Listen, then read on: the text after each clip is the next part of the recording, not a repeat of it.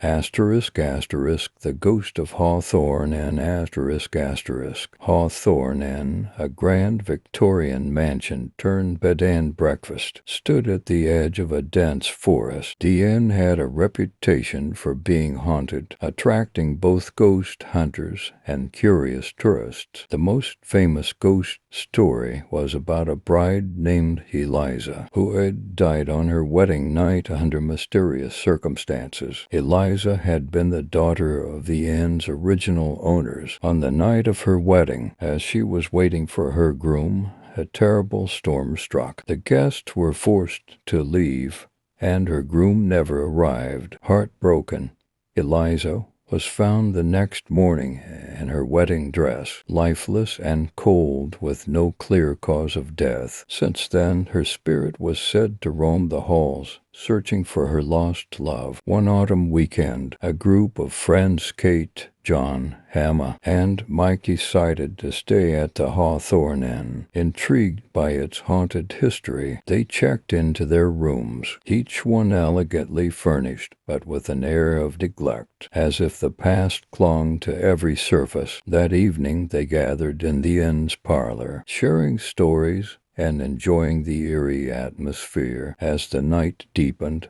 a sudden chill filled the room, and the flickering candles cast dancing shadows on the walls. Kate, ever the adventurous one, suggested they explore the inn and try to contact Eliza's spirit. The others agreed, albeit with some hesitation. Armed with flashlights and a makeshift Ouija board, they made their way to the grand staircase. The inn was silent except for the creaking of the old wood beneath their feet. They climbed to the second floor, where Eliza's room was said to be. The room was locked, but John, handy with tools, managed to pick the lock. The door swung open with a groan, revealing a beautifully preserved bridal suite. The room was filled with antique furniture, lace curtains, and a large canopy bed. On the dresser sat a wedding photo of Eliza,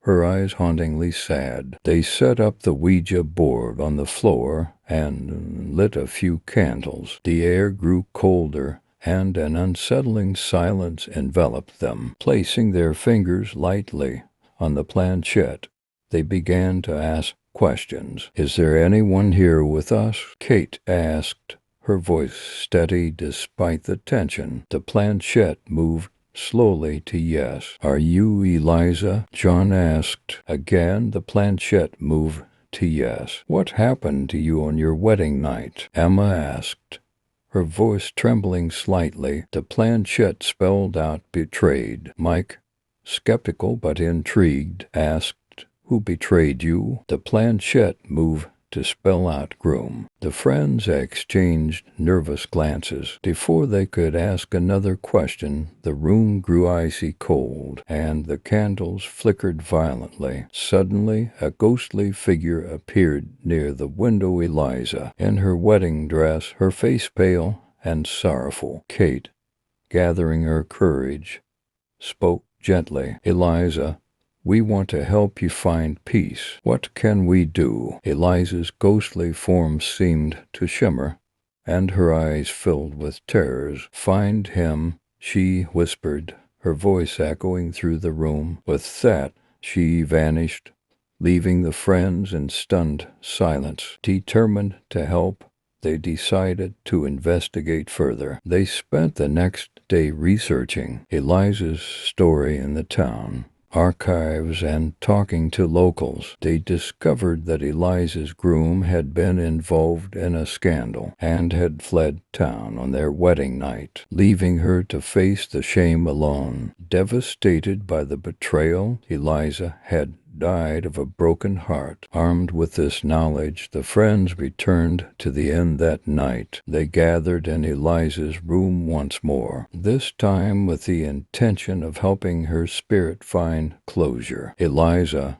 Kate called out softly, "we know the truth. Your groom betrayed you, and you deserve justice. We will remember your story and ensure it's told." Eliza's ghost appeared again, her expression one of relief and gratitude. "Thank you," she whispered. "Now I can rest." With that, her spirit slowly faded, leaving behind a sense of peace. The oppressive atmosphere lifted, and the inn seemed to breathe a sigh of relief. The friends left Hawthorn Inn with a newfound respect for the past and the stories that lingered within its walls. They shared Eliza's story with others, turning the haunted inn into a place of remembrance and reflection rather than fear. Hawthorn Inn thrived, its haunted reputation drawing even more visitors, but now with a sense of reverence for the ghostly bride who had finally found peace.